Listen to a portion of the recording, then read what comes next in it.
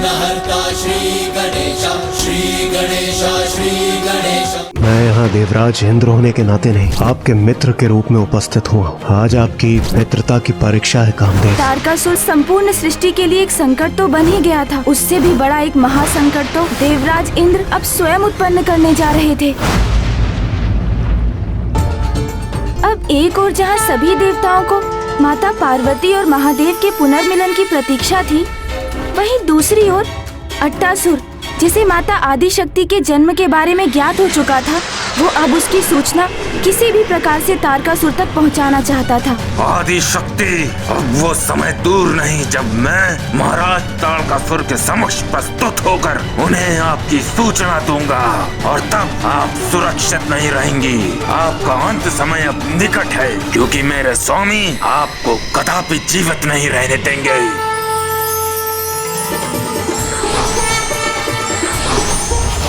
कामदेव! कामदेव! कामदेव!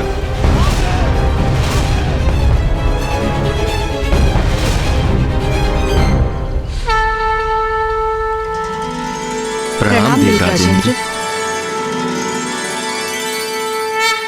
देवराज, क्या हुआ? आप इतने क्रोधित और चिंतित क्यों प्रतीत हो रहे हैं? देवता संकट में है, और ऐसे समय में भी आप दोनों को नृत्य सूझ रहा है। अद्भुत! क्या आपको तनिक भी चिंता है देवताओं की?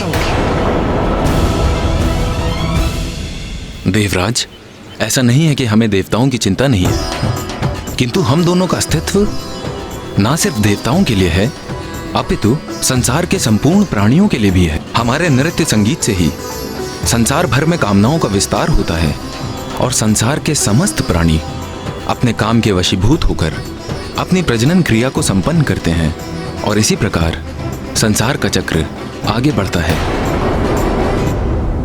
देवराज, आप इतने चिंतित, निरुत्साहित क्यों लग रहे हैं? क्या बात है? अंत निकट, शीघ्र ही संसार का अंत होगा। फिर तो न संसार होगा, न जीव होंगे और न ही देवता।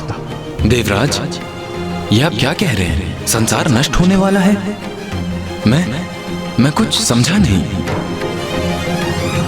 आप कामदेव, संसार के प्राणियों में आप काम की भावना उत्पन्न करते हैं, उसे नियंत्रित करते हैं। इसलिए मैं आपसे अपने एक प्रश्न का उत्तर चाहता हूं।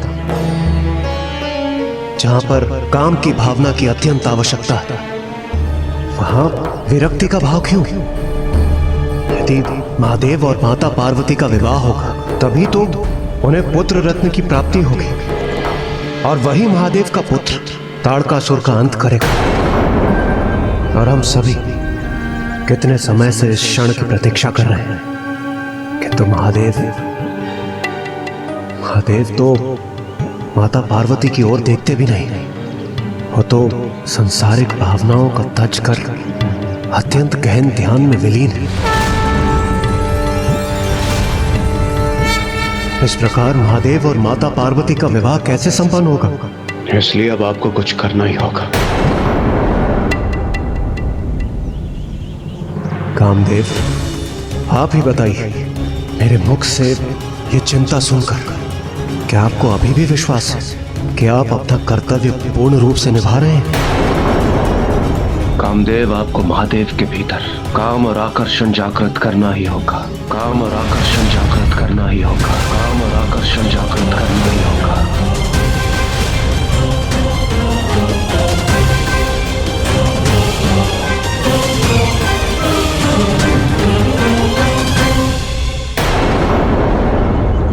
देवराज, कामदेव अवश्य हूं मैं, किंतु मेरी भी कुछ सीमाएं हैं। जो योगी अपने तप से, अपनी साधना से अपने मन को वश में कर लेता है, उन पर मेरा कोई प्रभाव नहीं होता। और फिर आप तो महादेव को प्रभावित करने की बात कर रहे हैं। महादेव जो महायोगी हैं, जो आदि योगी हैं, उनके मन में काम भावना जागृत करना मैं ये कैसे संभव कर सकता हूं? मैं विवश हूं देवराज, मुझे क्षमा करें, मैं आपकी सहायता नहीं कर सकता।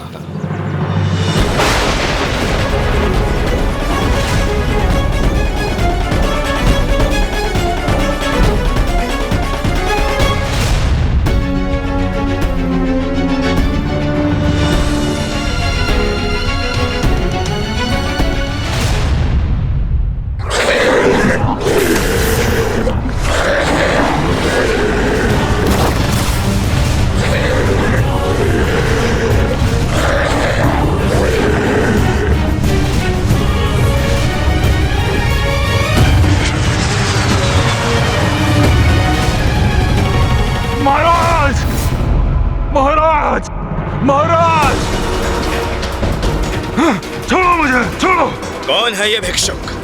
अति शीघ्र बाहर निकालो इसे। महाराज मेरी बात सुनिए, महाराज मेरी बात सुनिए। महाराज भिक्षुक नहीं, अट्टासुर हूं मैं। अट्टासुर महाराज, अट्टासुर महाराज। अट्टासुर? अट्टासुर! अट्टासुर!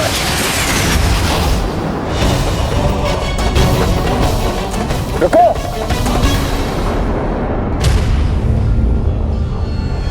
अट्टासुर, ये कैसे संभव है? तुम्हारा तो अंत हो गया था। हाँ, मेरी मृत्यु हो गई थी महाराज, किंतु फिर पुनः पुनर्जीवित किया गया मैं।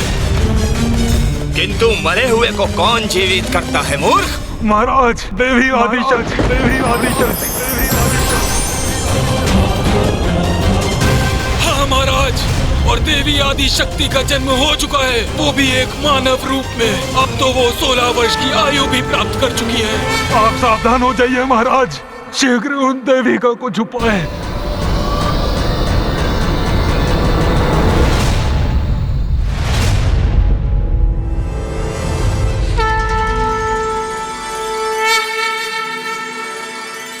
हमें क्षमा कीजिए देवराज, किंतु ये कार्य इतना सरल नहीं, इसीलिए स्वामी का इस कार्य को अस्वीकार करना ही उचित था। प्रसन्नता मुझे मात्र इस बात की है कि आप स्वामी की विवशता समझ सके।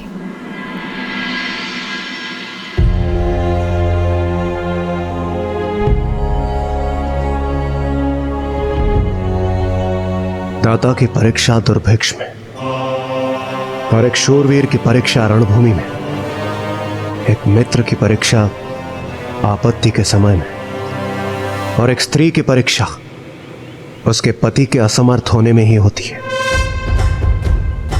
मैं यहां देवराज इंद्र होने के नाते नहीं, आपके मित्र के रूप में उपस्थित हुआ हूं, और मैं आपसे मात्र मेरी ही नहीं, समस्त देवताओं की सहायता की याचना कर रहा हूं।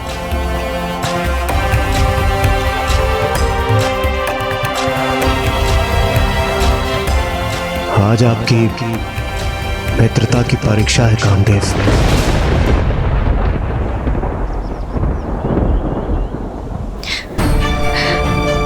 नहीं स्वामी, नहीं।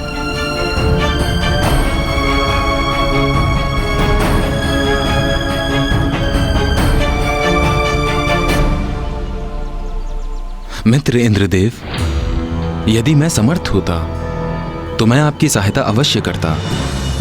यदि आप मुझे ये आकर के कहते कि कोई तप करके आपका सिंहासन पाना चाहता है, तो मैं अपनी समस्त शक्तियां झोंक कर उसकी तपस्या भंग करने का प्रयास करता और आपके सिंहासन की रक्षा करने में आपका सहायक बनता। किंतु आप तो मुझसे अनुरोध कर रहे हैं कि मैं महादेव की समाधि भंग करने का प्रयास करूं, जो कि असंभव है। यह तो स्वयं जलती हुई अग्नि में हाथ डालने के समान है।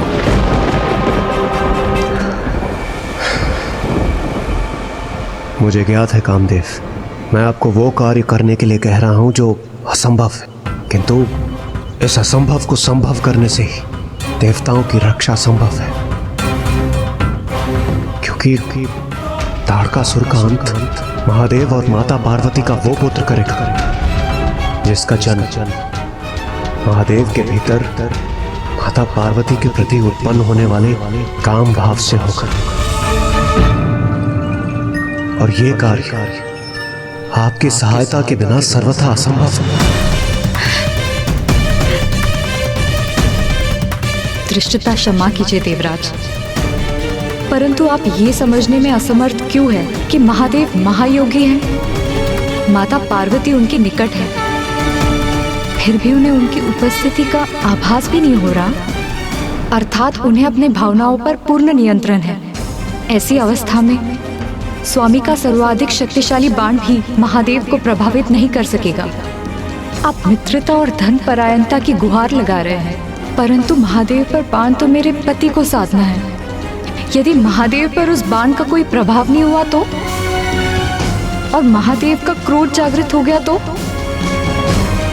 तो महादेव की क्रोधाग्नि से मेरे स्वामी की रक्षा कौन करेगा? देवी रति, आप व्यर्थ में ही चिंता कर रही हैं। मैं स्वयं महादेवताओं के साथ उपस्थित रहूंगा।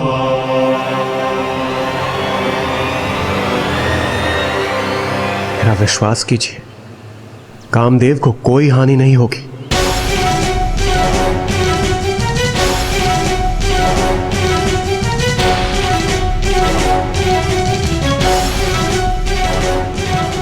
नहीं, मैं निश्चिंत होने में असमर्थ हूं।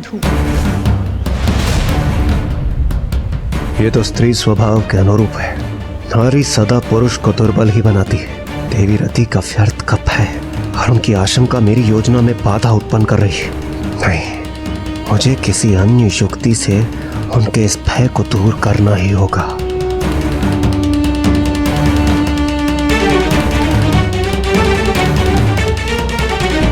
देवी रति, आप नारायण की पुत्री हैं। आपको कदापि चिंता नहीं करनी चाहिए।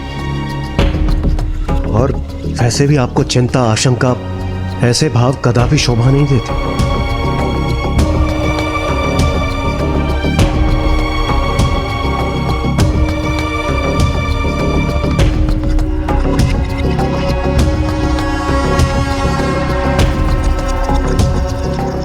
प्रिय रति, देवताओं को हमारी आवश्यकता है और देवराज इंद्र उचित ही तो कह रहे हैं कि तुम तो स्वयं नारायण की पुत्री हो। तुम्हें तो साहस का परिचय देना चाहिए, निश्चिंत रहना चाहिए तुम्हें। मैं निर्णय ले चुका हूं। नहीं स्वामी, ये आप क्या कह रहे हैं? आप कठिनाई में पड़ जाएंगे। मेरा जाना अनिवार्य है।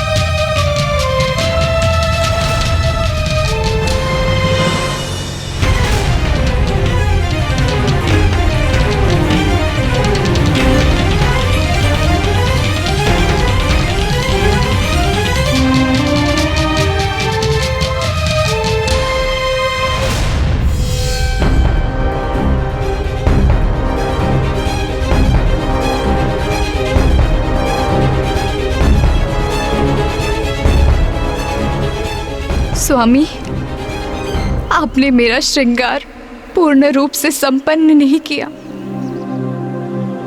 आपने मेरी मांग को सुहाग के चिन्ह सिंदूर से सुशोभित नहीं किया।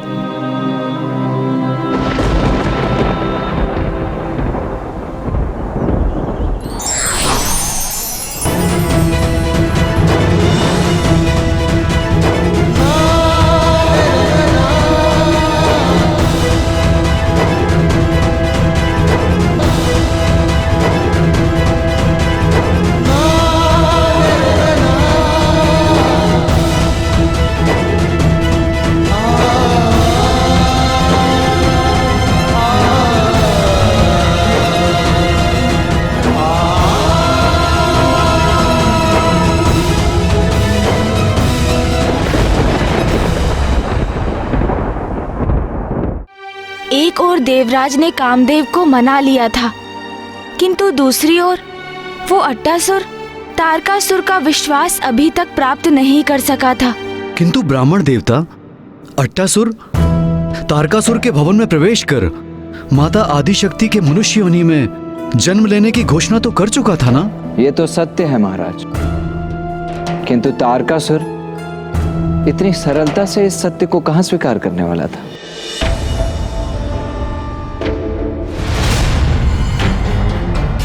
ये अवश्य कोई विक्षिप्त बुद्धि है महाराज। कुछ दिवसों से आप पर घात लगाए हुए बैठा था। अच्छा, मृत्यु हो गई क्या तेरी?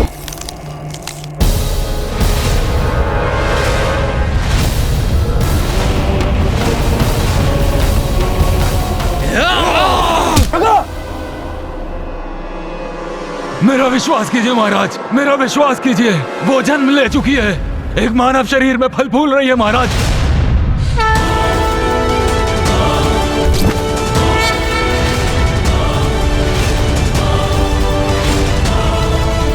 मैंने कहा था ना महाराज, ये कोई विक्षिप्त बुद्धि है, कुछ भी अनर्गल बड़बड़ाता रहता है। महाराज, मैं आपका निष्ठावान सेवक हूँ महाराज, मैं सत्य कह रहा हूँ महाराज, वो वहाँ है महाराज। मुझे एक अवसर दीजिए महाराज, कृपया करके मुझे एक अवसर दीजिए महाराज। मैं स्वयं आपको ले चलूंगा कुलदेवी आदिशक्ति तक, मेरा विश्वास कीजिए महाराज।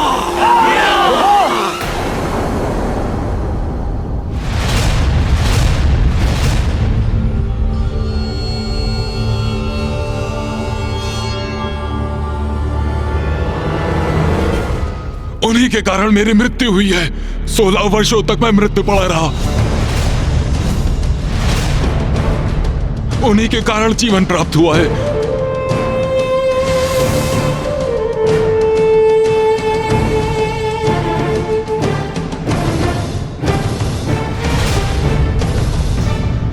किंतु अब उन देवी का काल बनूंगा मैं। मुझे एक अवसर दीजिए, मुझे एक अवसर दीजिए, मुझे एक अवसर दीजिए।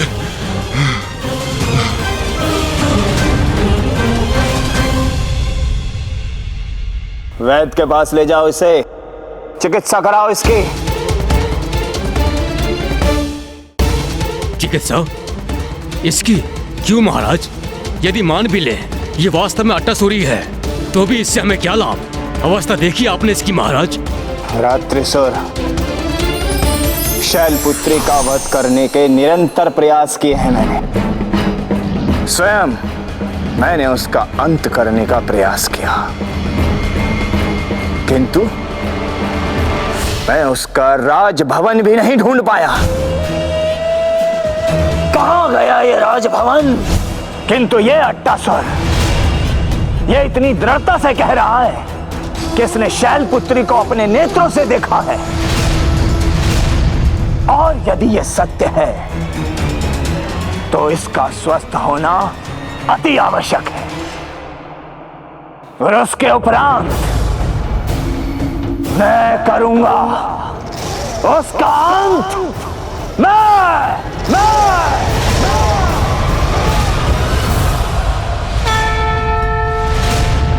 तारकासुर संपूर्ण सृष्टि के लिए एक संकट तो बन ही गया था, उससे भी बड़ा एक महासंकट तो देवराज इंद्र अब स्वयं उत्पन्न करने जा रहे थे।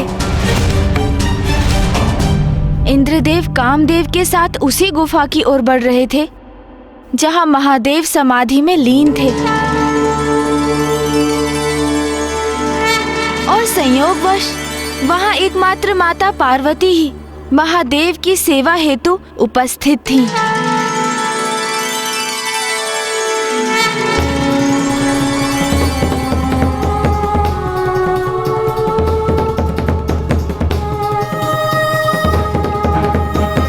कामदेव, ये वही गुफा है जहां महादेव स्थित है, और इस समय माता पार्वती भी वहीं पर है।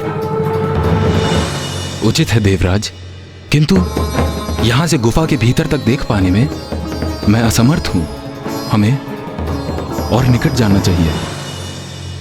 और निकट जाना होगा, किंतु मैं तो गुफा से सुरक्षित दूरी पर रहना चाहता था।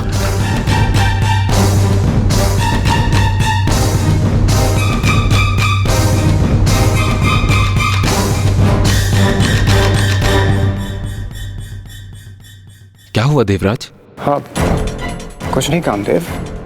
कामदेव, आप तो अपने बाणों से लक्ष्य साधने में निपुण हैं। आप बेकार में चिंता कर रहे हैं, आप यहीं से अपने बाण चलाइए ना। देवराज, मैं कोई धनुर्धारी योद्धा नहीं हूं। मैं अपने बाणों का लक्ष्य साधकर प्रेम और अनुराग जागृत करता हूं।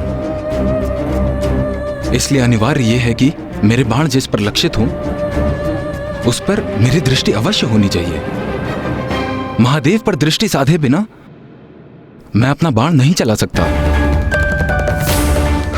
चलिए, आइए देवराज।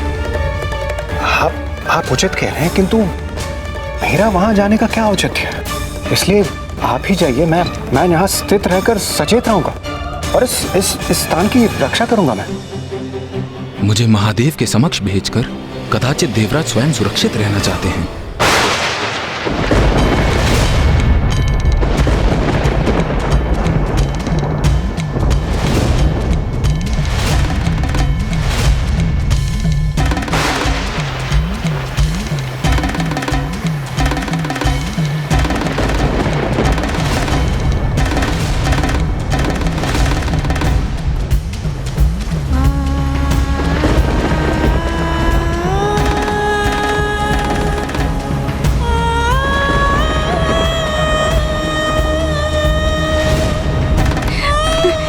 मेरी मांग का सिंदूर धुल गया। ये कैसा अपशगुन है?